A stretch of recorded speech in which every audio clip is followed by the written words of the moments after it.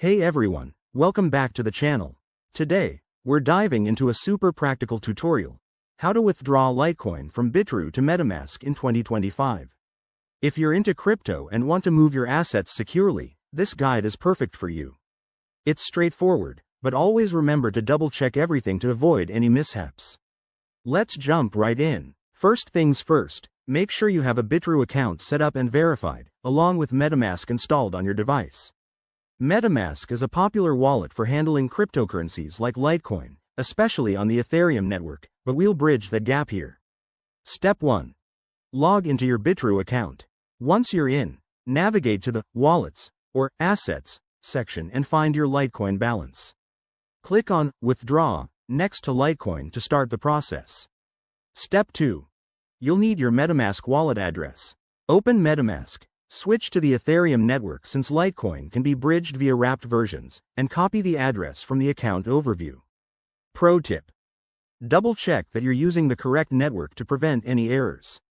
Step 3. Back on Bitrue, paste your MetaMask address into the withdrawal form. Enter the amount of Litecoin you want to withdraw, making sure it's above any minimum limits. You'll also need to select the right network. Often it's the Litecoin network itself or a compatible one like Ethereum for wrapped Lieutenant Kernel. Step 4. Review all the details carefully. Bitrue will show you fees and estimated arrival times, so take a moment to confirm everything. Hit Confirm, and you'll likely need to complete a two-factor authentication for security. Step 5.